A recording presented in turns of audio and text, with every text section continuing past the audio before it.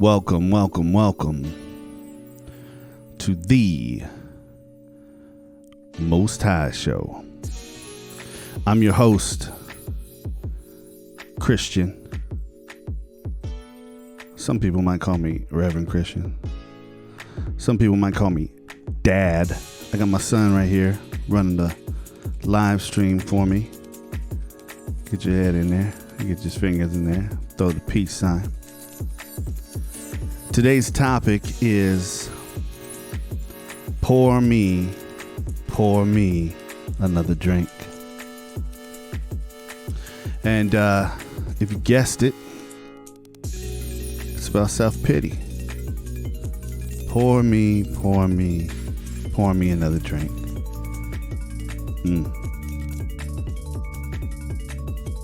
So if you think about self-pity, there's a reason why we go to this emotion. And do we need to back up? Do we need to explain self-pity? You know, my research for this podcast, I was looking online and I actually found an interesting video on YouTube about the value of self-pity and how we learn self-pity at a young age. And there's a concept in the 12 steps out of the 12 and 12 where it talks about these kind of natural instincts that we have that go awry. Like a natural desire for connection and intimacy might turn into a codependency or a concept that you're not whole unless you're connected to somebody else. You know, a desire to be connected is often correlated to what creates the desire to use and get high. And there's a lot to these natural desires we have to eat, to drink, to sleep. And when these desires get out of whack, when they take over too much of our lives, what's that song? Too much of anything makes you an addict. No static, got an automatic. So this concept of a natural emotion, this self-pity, it's a natural coping mechanism to life. It says, maybe mommy and daddy at an early age didn't give you the pick you up like you wanted to be picked up, or give you your baba like you wanted your baba. What do we used to call it? The binky? Didn't give you the binky when you wanted the binky, a little pacifier. So we learn to cope by feeling sorry for ourselves. And that's a healthy, natural, human emotion.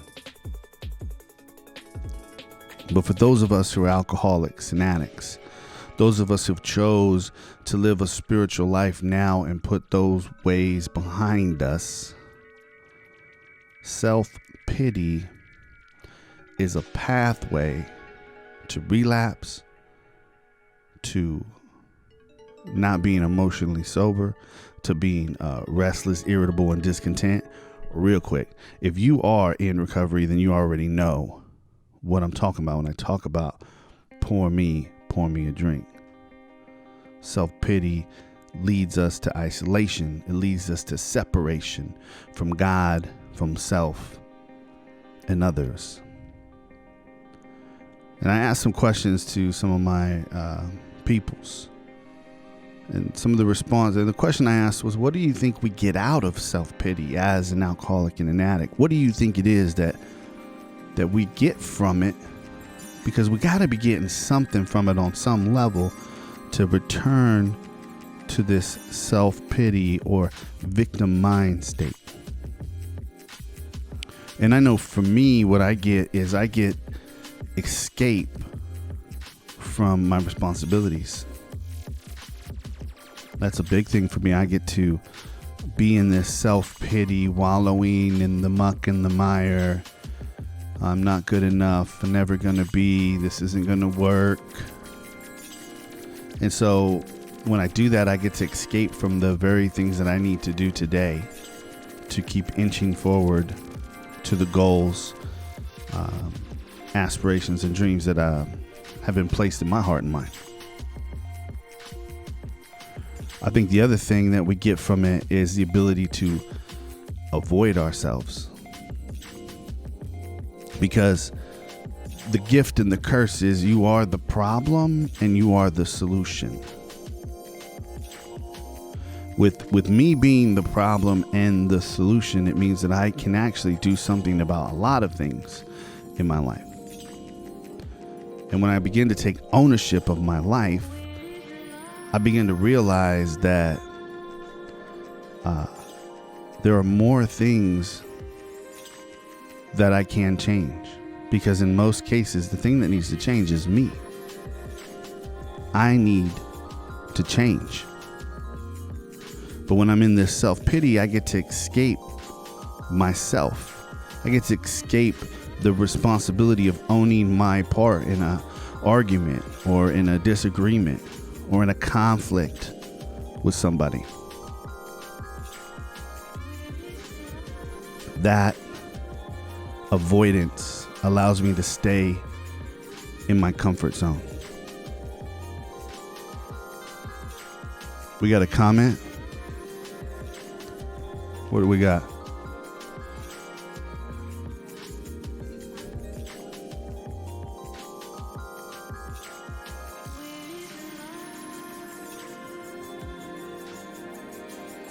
Ooh. Brian says you're wishing for a different present by living in the past. That's good. That's really good. Thank you for that, Brian. That's true.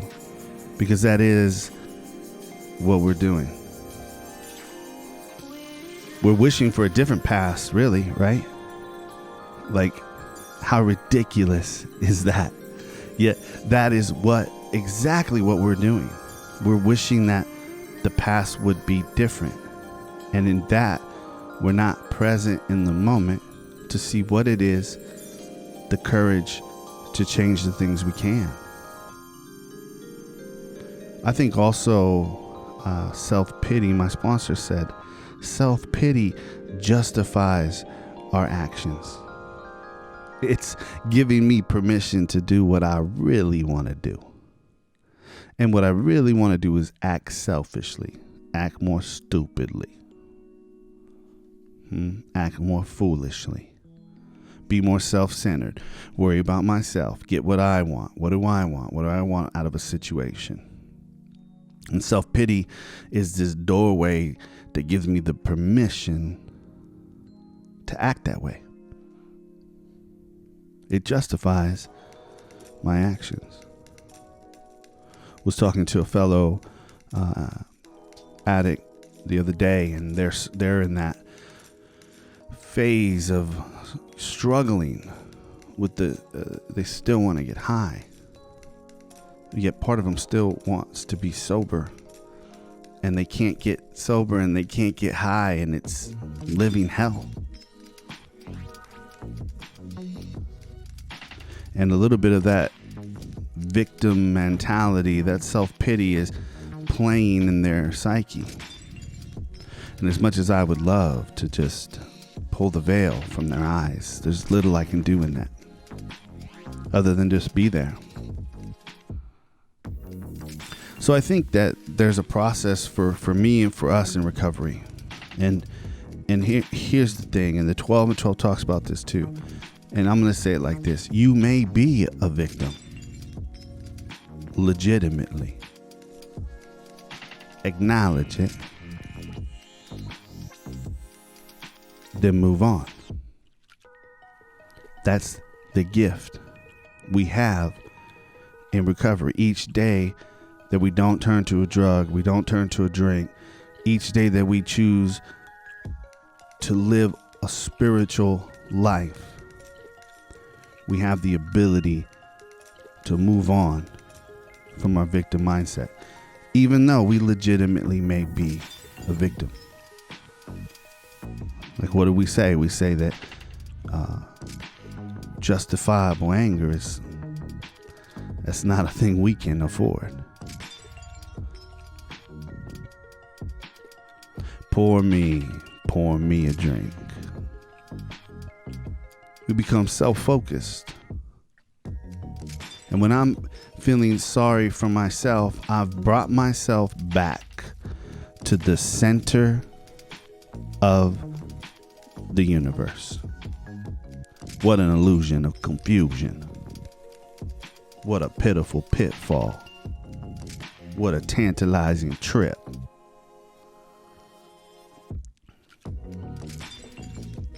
I'm falling back into this me.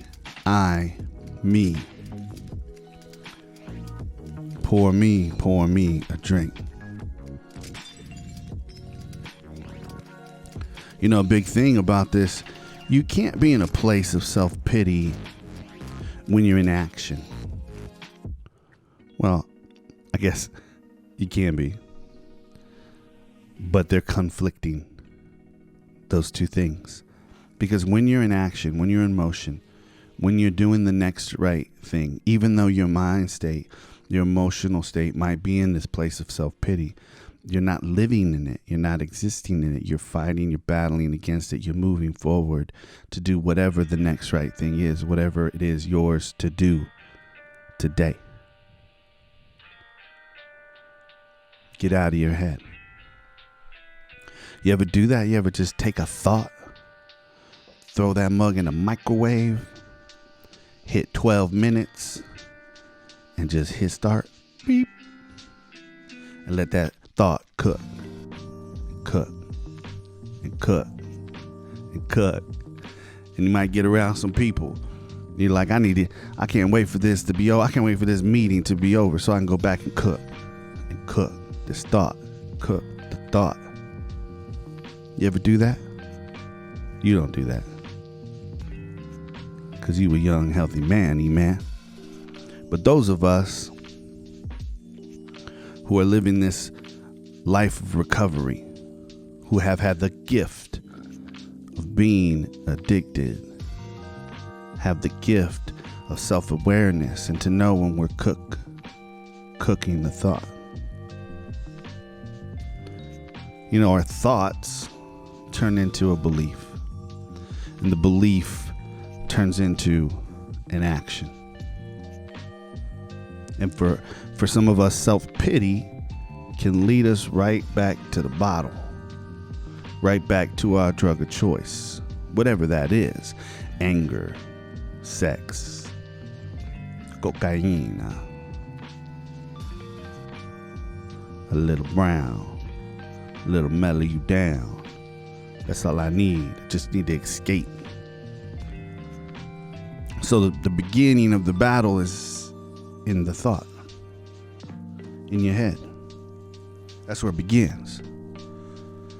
So if you never jump on that train, you don't get to the belief, you don't get to the emotion, and you don't get to the action. And that's the trick, right?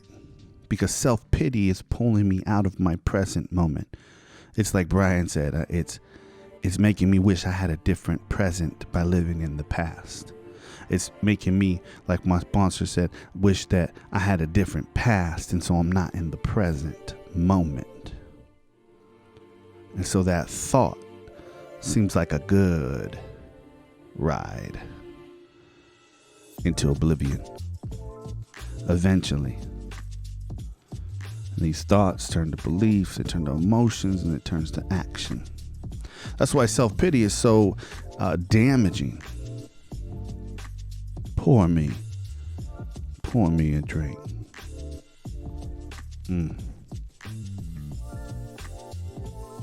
Yeah. For me, there's a lack of faith. Oh, what happened? There's a lack of connection to God. Good looking out, man. There's a lack of faith. There's a lack of connection to God. That's what's creating the ability to even get self-pity to start. You want to check that other camera, E-Man. Let's see what happened to it. E-Man, check that other camera. It's the one to my right. Here, the camera go out. Pour me another drink. No, my right. This one, yeah. That's the one. So there's a lack of faith. There's a lack of connection to God, because let me tell you the truth. You think the battery's dead? All right, let's switch the battery out. All right, the batteries are in the other room. This lack of faith, this lack of connection to God tells me that I need to take care of myself, and things aren't going my way, and it's not going to eventually work out. And so I become full of self-pity. It's in the other room, in the garage. Yeah. Oh, he found one right there. I'm going to tell you what, it's a gift to have my man, E-Man, running the switcher here for me tonight. You know, like, what I don't like is the anecdotal solution. And don't get me wrong. What I'm finna say, I know works, okay? But I know it's anecdotal. I know it's like, just write a gratitude list. And I know that just doing that action does produce results. Okay, so I ain't trying to say don't. But I am trying to say I get it when that just seems like the last thing on the list. So maybe the first thing is to acknowledge. Let's see if it works. Let me go back to it. Oh, snap. My man got it back up. Yeah. That's something that's been a gift for me recently, is acknowledging my thoughts, seeing them as they are, and also acknowledging that they're just thoughts, and that I have the choice and the power. You know, I would be remiss if I didn't mention my guru, Jesus mi Cristo. You know, if you look at, just set aside, what your pre-ideas are about this guy Jesus, all right? Just for a second, let's just think about it like a story, okay? Let's just think about it like a story. Here is this guy that rolled deep with his posse for 3 years, running the streets of Israel and Jerusalem, up and down them streets, doing wild stuff, healing people, throwing fish fries, kicking it, doing their thing. And then he gets arrested. And everyone's like, oh snap, we out. And they dip. Because this arrest leads to a conviction, and this conviction leads to a death. And they've been rolling with their boy, but this whole death thing, they're not there yet. And so while this man sits, is nailed to a cross, you know, there's several accounts of him, of this thing that happened. And it says that he says, forgive them, Father. They don't know what they're doing. All right. Then 3 days later, your boy Jesus, he's back on the scene. He's back on the scene with his boys. And he says, do you have anything to eat? He don't say, you remember like 3 days ago when I was up there and y'all left me? That's messed up, dude. You know, you gotta make that right. You know, you need to atone for that. You need to repent. You know? He doesn't throw it back to them. And in the story of Christ, it was a legitimate wrongful conviction, legitimate wrongful death a victim.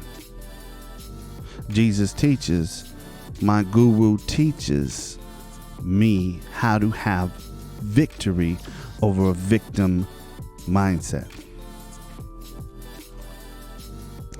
Get on with it. Keep it moving. One day at a time.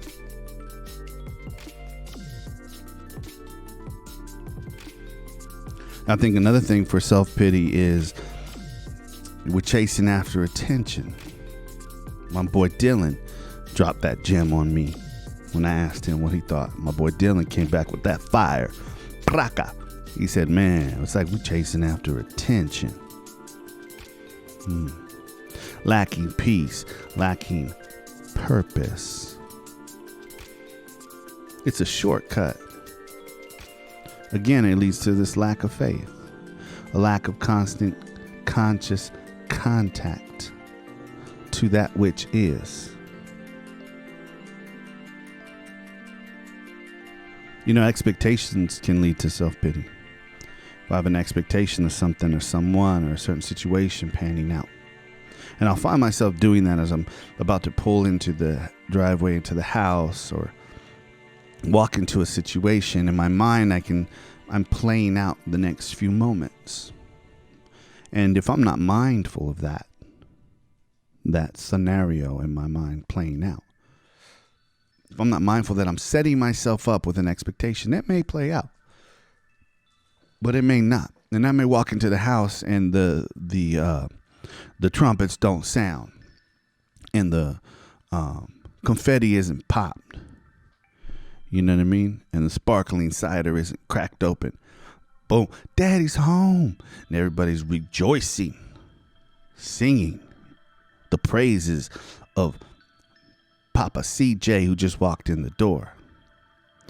And my expectation of this reality isn't met. I'll find myself falling into self-pity. Pour me another drink. Let me get a little swig of that ego. Let me get a little swig of that self-pity. Let me get a swig of that self-righteousness. Let me get a swig of that justified anger. Let me get a little hit on that, bro. Let me get a little hit of that justified anger. Boom. Oh, that's a nice beat. Yeah. Let me just get a little song. Let me hold that for a second. Let me hold that self-pity. Man, that's dangerous. So now as I'm realizing, recognizing, acknowledging it, I'm seeing this thought process begin to play out, and I say, hey, I don't know what's finna happen when I walk into this house.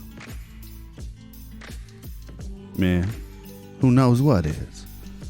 Let me just be here now. That's a dope beat. Be here now. Yeah. So not falling for the traps. These traps that I can fall in will lead me into a mindset of self-pity. Now listen to me, y'all. This is a big thing for me. I'm not talking this shit just cause. I'm talking this because this is my thing. This is my crutch. E-Man, what you got to say? You got something? You raising your hand. We got some comments.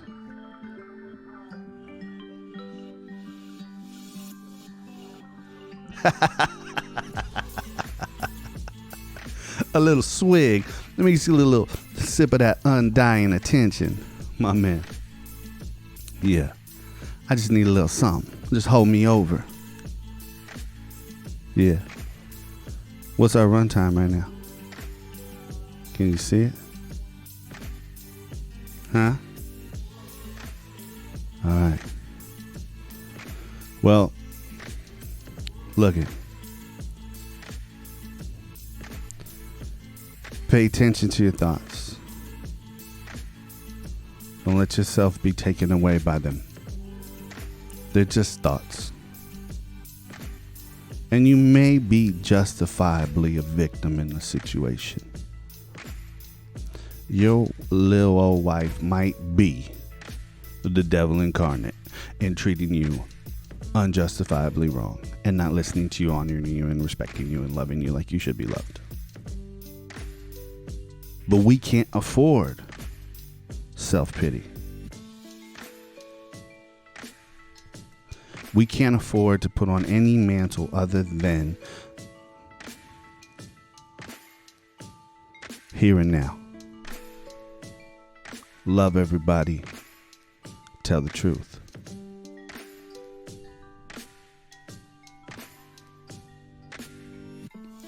So I'll be remiss if I don't mention that Most High Media is doing a fundraiser, trying to raise some funds.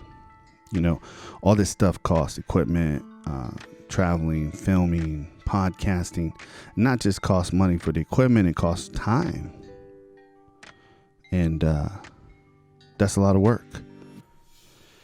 So we're doing it. Talk about self-pity, man. I could fall into that with this thing too, you know. Ooh. No one recognizes me in the work I do. Man.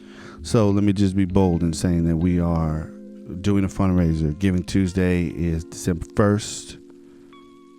And we're trying to raise a significant amount of money because this is a lot of work, and we want to do this right. We want to step it up. We want to be more effective. We want to reach more people. You know, some of the stories that are told on our podcast, some of the connections that we've had through Instagram, through social media, where we interview these people from all over the place. Some powerful stuff. Because this is real. This is real people who have found a way of life. They're actually enjoying life. Imagine that.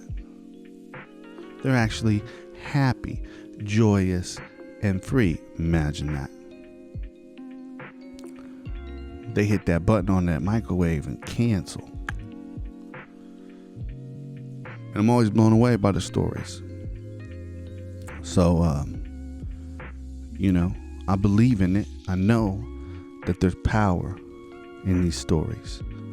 And we can keep pushing till we can't. But let me just be real. You know, we getting close, player. And we need help. We need support. We need financial support.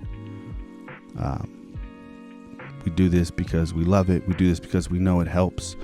We fill a gap. We fill a need that most people aren't filling. And if you believe in that, if you believe in me, then drop some pitty. Holla at your boy. Kick down a little something.